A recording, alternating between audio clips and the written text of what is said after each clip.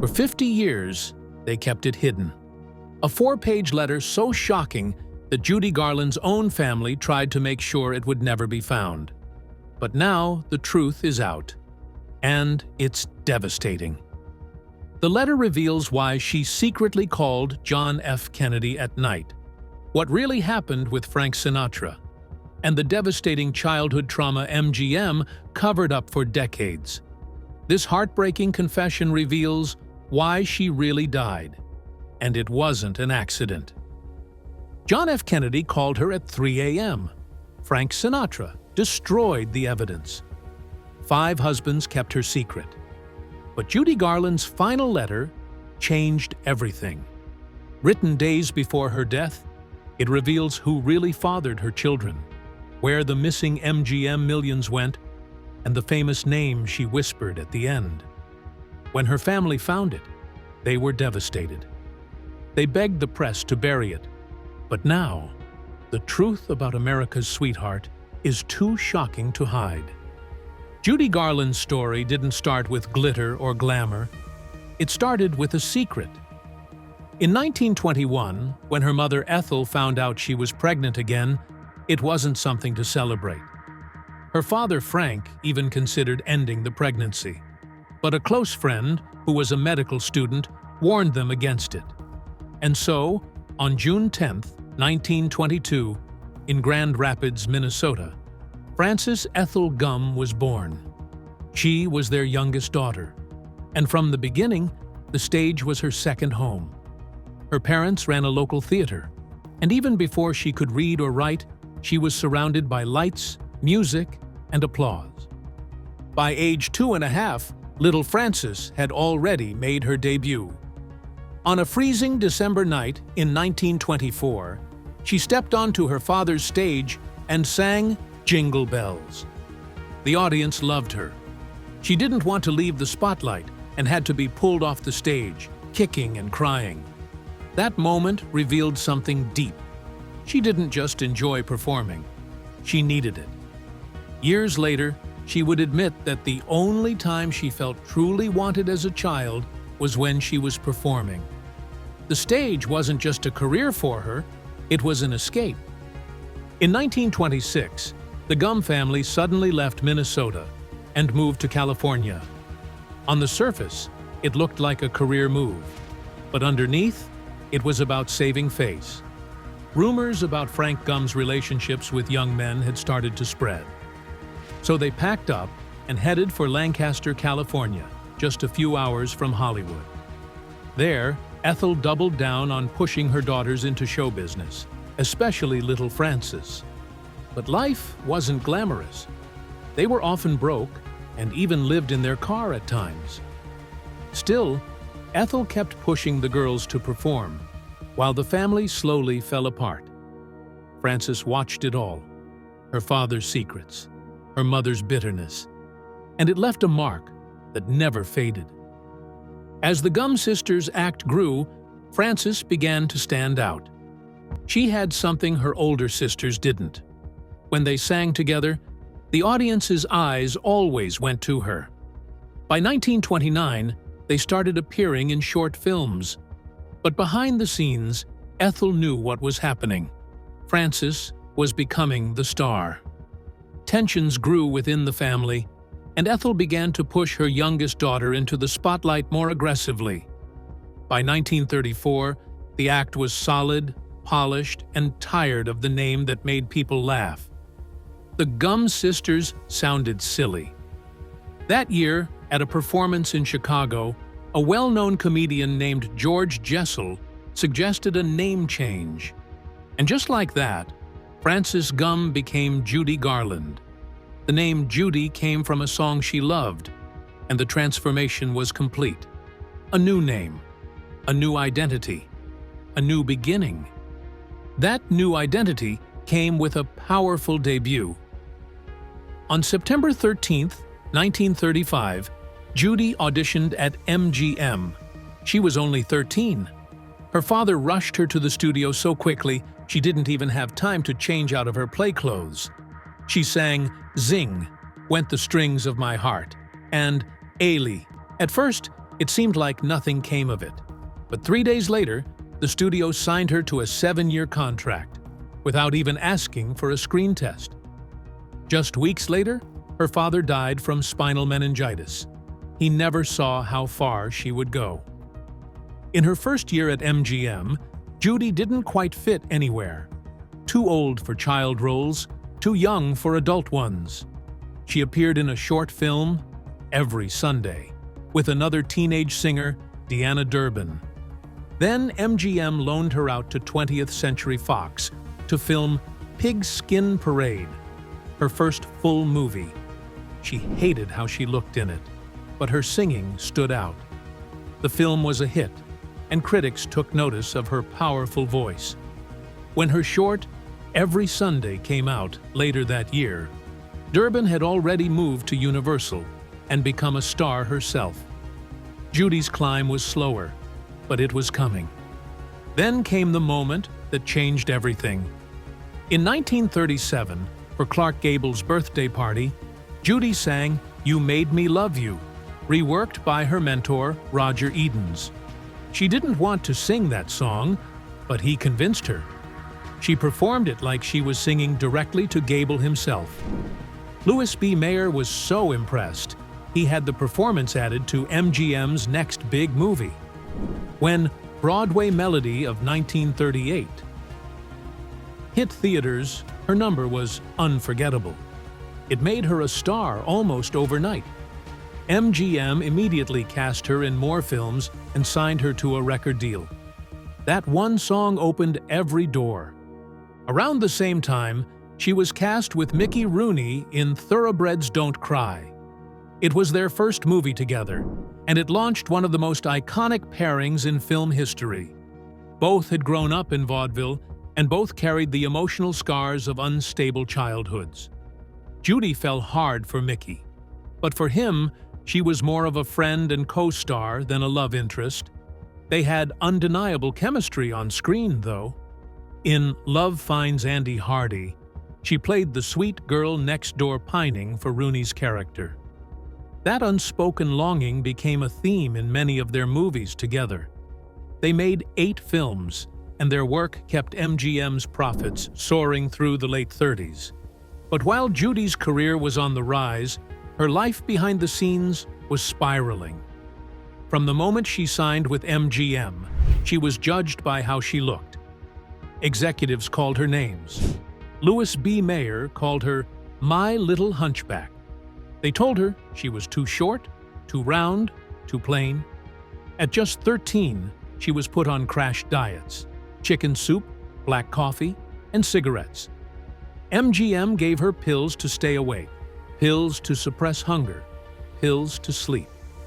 She worked up to 72 hours straight, then was knocked out for 4 and pushed back to work again. Her breasts were strapped down, her teeth capped, and her nose reshaped with rubber. She later said the one thing she remembered most about her childhood was the constant battle over food. In 1938, Judy Garland stepped into MGM's soundstage as a 16-year-old girl and recorded a song that would define her forever. It was Over the Rainbow. She sang it softly to her dog in The Wizard of Oz, dreaming of a world beyond the troubles around her. What no one knew then was that this song wouldn't just win an Oscar. It would become a symbol of hope for generations, and for Judy herself, a role she would never be allowed to escape. She sang it exactly the same way for the rest of her life, always staying true to Dorothy. But the beauty on screen came at a terrible cost behind the scenes. Garland had to play a 10-year-old, even though she was 16. The studio forced her to wear a tight corset, bound her chest, gave her pills to suppress her appetite, and even encouraged her to smoke.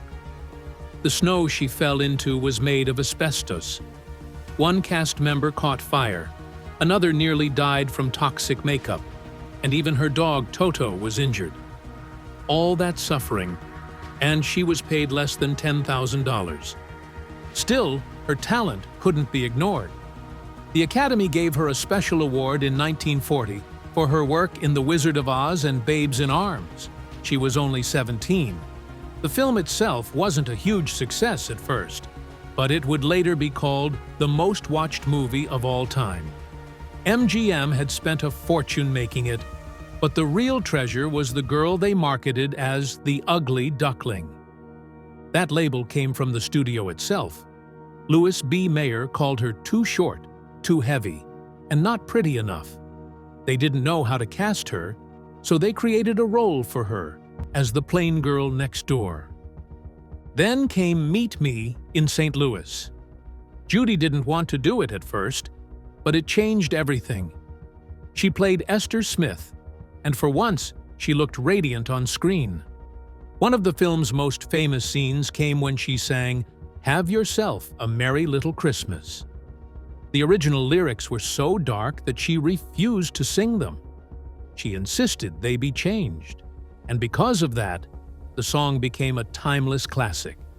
It touched the hearts of soldiers in World War II and made Judy a symbol of comfort during hard times.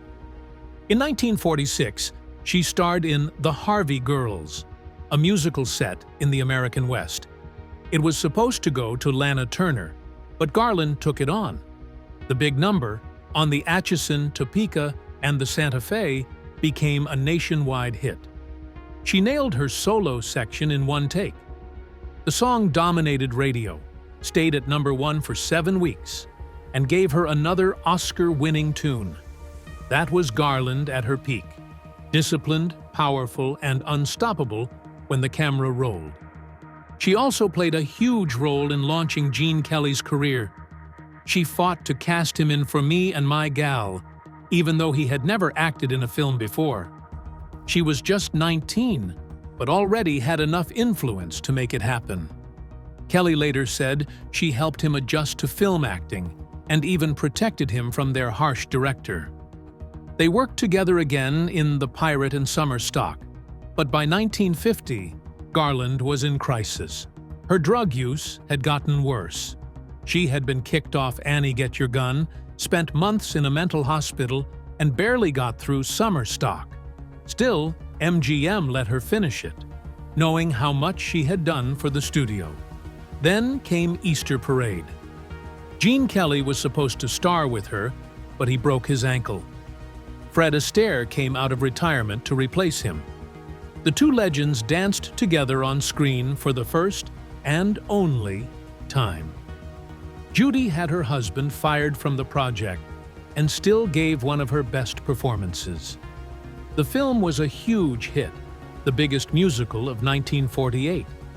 Judy Garland's long journey with MGM came to a heartbreaking end in 1950.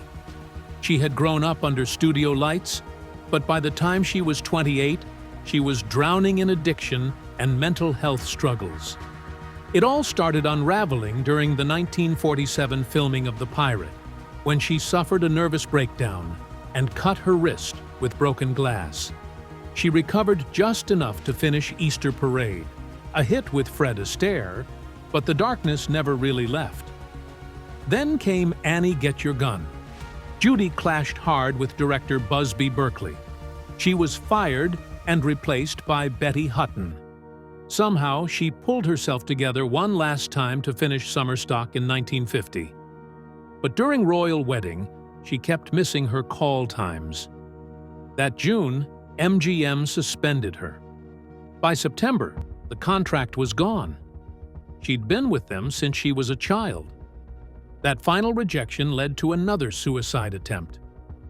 "I wanted to black out the future as well as the past," she later admitted. What happened next seemed impossible. Just a year after leaving MGM, Garland was back, this time on stage. Bing Crosby had invited her to perform on his variety shows. It gave her just enough spark to start over. She went on a concert tour in the UK and then took New York by storm. In October 1951, she opened at the Palace Theatre. The run lasted 19 weeks and brought back both her career and the dying art of vaudeville. In 1952, She got a special Tony Award for her contribution to theater. She loved it so much, she turned it into the lid of a silver drinking cup and kept it in her library for life. That same year, she performed in Los Angeles and earned $25,000 a week, $10,000 more than what she'd made at the Palace. Judy Garland was officially back. Then came the biggest comeback of all. A Star is Born in 1954. Produced by her husband Sidney Luft and directed by George Cukor, the film gave her the kind of role she'd never had before. She played a woman rising to fame while her husband fell apart. It was raw, emotional, and painfully close to her own life. She sang "The Man That Got Away" and stunned everyone. Critics called it a masterpiece. Time magazine said it was the greatest one-woman show in modern movie history. But the production ran over budget, and even with all the praise, the film didn't make enough money. Garland had given the performance of her life and still ended up in financial trouble. Then came the Oscars. Everyone thought she'd win Best Actress. She had just given birth to her son, so CBS set up a camera crew outside her hospital window to capture her reaction. When Grace Kelly's name was announced instead, no one said a word. The crew packed up and left. Groucho Marx sent her a telegram calling it the biggest robbery since Brinks. Years later, Garland joked bitterly, "I didn't appreciate Grace Kelly taking off her makeup and walking away with my Oscar." On screen, her character won the award. In real life, that's as close as she ever got.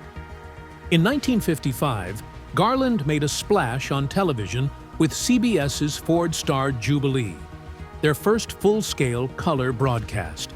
The show was a massive hit, drawing record-breaking ratings. She signed a $300,000 deal with CBS for future specials, but things quickly fell apart. By 1957, tensions with CBS and her husband Sid Luft exploded. She sued the network for $1.4 million. They sued her back. It took until 1961 to settle it all. By then, her body was giving out. In late 1959, she was diagnosed with hepatitis and spent nearly 3 months in the hospital. Doctors told her she had maybe 5 years left. For most people, that would have been the end. But Garland wasn't most people. She took nearly a year off, then walked back on stage in August 1960. She wasn't done yet. On April 23, 1961, she performed at Carnegie Hall. What happened that night became legend. The hall was packed with fans, celebrities, and critics. The energy in the room was electric. Julie Andrews stood up mid-song. Myrna Loy climbed on her chair to cheer. Garland's own children were there, stunned by the crowd's wild love for their mother. That night wasn't just a concert, it was a miracle. Music director Mort Lindsay said it felt like the stars had aligned. The performance was recorded and released as Judy at Carnegie Hall. The album shattered records, spent 13 weeks at #1, and stayed on the charts for nearly 2 years. Garland won 5 Grammys that night, including Album of the Year, becoming the first woman to ever do so. The album never went out of print. In 2003, it was added to the National Recording Registry for its cultural impact. In 1961, Garland returned to CBS, this time on her own terms. Her new agent, Freddie Fields, negotiated peace and lined up 2 special broadcasts. The first one aired in February 1962 with Frank Sinatra and Dean Martin. It became the highest-rated CBS special ever, other than The Wizard of Oz. The response was so overwhelming that CBS decided to offer her a weekly show. In 1963, she signed what was then the biggest deal in television history, $24 million over 4 years. She would host The Judy Garland Show, earning $25,000 to $30,000 per week. Her company, Kings Row Enterprises would own the tapes, an unheard-of clause back then. The deal was supposed to solve all her financial problems, especially with the IRS chasing unpaid taxes. CBS hoped Garland could compete with NBC's Bonanza, the top-rated show in the country. But the show struggled from the start. Producers kept changing the format, unsure whether to treat her like a comedy act or a concert performer. She was stuck with co-star Jerry Van Dyke, and the chemistry just wasn't there. Even when the show shifted to a concert format, it couldn't keep up in the ratings. Fans tried to save it, even starting a letter-writing campaign, but CBS canceled it after just one season. It got 4 Emmy nominations and later landed on TV Guide's list of shows canceled too soon. Still, the financial and emotional toll on Garland was immense. Judy Garland's first marriage was a rebellion. She was just 19, desperate to break free from the grip of her controlling mother and MGM Studios. So she ran off to Las Vegas and married composer David Rose, who was 12 years older and already divorced. MGM was furious. They had spent years crafting her image as the sweet girl from The Wizard of Oz, and now she had gone and married a grown man behind their backs. But Garland didn't care. For once, she was making a choice for herself. The choice, though, came with heartbreak. David Rose was quiet, introverted, and liked staying home with his model trains. Judy was the opposite, restless, social, always chasing excitement. They lived in Bel Air, but they weren't living the same life. Then came the moment that broke her. She got pregnant. She wanted the baby more than anything. But both Rose and her mother said no. They said it would ruin her career. They forced her to have an abortion. Years later, she said, "Nobody should be married at 19. But back then, she thought she was in control. The marriage ended after just 3 years. That wasn't the last time someone else made choices about her body. In 1943, she got pregnant again, this time during an affair with actor Tyrone Power. And once again, the people around her decided for her. MGM stepped in. The abortion wasn't just painful, it was illegal and terrifying. She had no say. It was a dark secret that haunted her. And she wasn't alone. Studios forced other actresses to do the same. Joan Crawford, Bette Davis, the list goes on. Judy was being sold to the world as America's sweetheart, but behind closed doors, she wasn't even allowed to be a mother. Things changed a little when she met Vincente Minnelli while filming Meet Me in St. Louis. They didn't like each other at first. She didn't even want to do the movie. But as they worked together, something shifted. Minnelli helped her change her image. He brought in a makeup artist who softened her features, got rid of the fake nose discs and capped teeth MGM had insisted on, and let her look like an adult woman. It gave her confidence. The movie became MGM's biggest hit of the decade. And by the end of filming, she and Minnelli were living together. MGM loved it. They hoped Minnelli would keep her grounded, maybe even keep her under contract. They got married in 1945 in a grand Beverly Hills mansion. Louis B. Mayer, the co-founder of MGM, gave her away like a father. Garland wore a gown designed by the studio's top designer.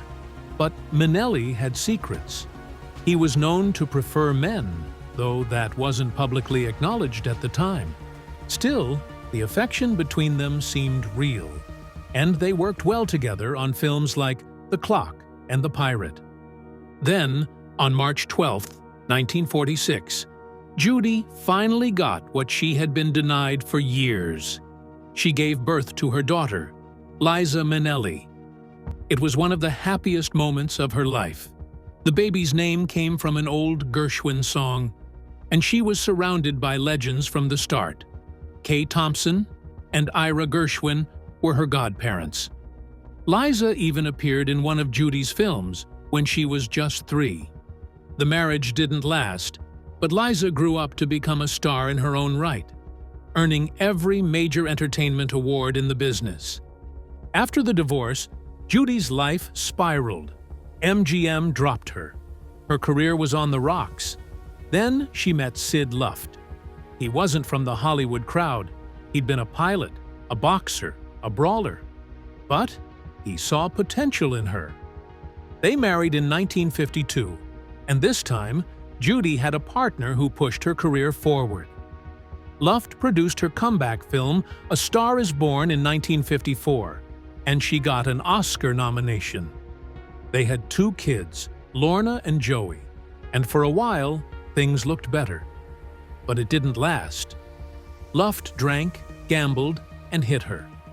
Their marriage lasted 13 years, but it was filled with fights and pain. Even after the divorce, Luft stayed involved in managing her legacy. He had been her longest partner, but like the others, he had hurt her too. The next man was Mark Herron. He was 17 years younger, and their marriage lasted only 5 months. Garland said he hit her. Herron claimed it was self-defense. Behind it all was another lie. Herron was in a long-term relationship with a man named Henry Brandon. That relationship resumed as soon as the divorce was final. Garland had hired Herron to help manage her shows with Liza in London and Canada. Professionally, he worked. Personally, it was a disaster. By the late 1960s, Garland was broke. Years of financial abuse, unpaid taxes, and bad contracts had drained her. She accepted gigs she wasn't healthy enough to do. One of those was a residency at London's Talk of the Town in early 1969. She was weak, relying on barbiturates and alcohol just to function. But when she sang, the audience still heard that raw, emotional power. Even when her voice cracked, she gave them everything. Then came Mickey Deans. He was a nightclub manager 12 years younger. They married in March 1969. Her family didn't trust him. Liza didn't even attend the wedding. Lorna called him a putz. Sid Luft said he let her down when it mattered most. A few months later, on June 22nd, Deans found Garland dead in the bathroom of their rented London home. The coroner ruled it an accidental overdose. There were no signs she had done it on purpose. Her body had simply given out. She was only 47. The official reports said she hadn't taken the drugs all at once. It had built up over time. Her doctor said one bottle of pills was half empty, another hadn't even been opened. There were rumors of cirrhosis, but later autopsies said no. Her Wizard of Oz co-star, Ray Bolger, said it best.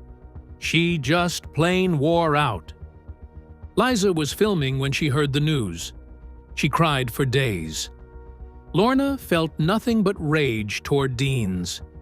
He had already scheduled meetings to sell Garland's story the day of the funeral. No one was surprised. He'd always acted more like a manager than a husband. In 2016, a letter written by Judy Garland to Frank Sinatra quietly surfaced at an auction. It was 4 pages long, handwritten on her personal stationery, and filled with emotion. She had written it during the 1950s, back when the two shared a secret romance. In the letter, she thanked him for the moments they had together, saying, "You've given me so much happiness. I shan't forget the hours we've spent together, ever." She signed it simply as Judy. The letter wasn't just about love. It was about how deeply she craved peace in a life full of chaos. Even though this letter came from decades earlier, its discovery pulled the spotlight back onto Garland's private world. To the public, it was romantic. But to her children, it brought up old wounds. Her daughter, Lorna Luft, had already written in her memoir how Garland's need for love often pulled her into damaging relationships. These choices didn't just hurt Garland, they left scars on her family, especially her kids, who were left behind to pick up the pieces. That same sense of reaching out for connection showed up in another story, this time involving President John F. Kennedy. In the early 1960s, Kennedy would call Garland and ask her to sing "Over the Rainbow" to him. Her son, Joe Luft, remembered those moments. To most people, it would sound like a compliment from the most powerful man in America. But for Garland, it was more than that. Those calls gave her short bursts of comfort, something she didn't always get from those closest to her. Even at the height of her fame, Garland often felt completely alone.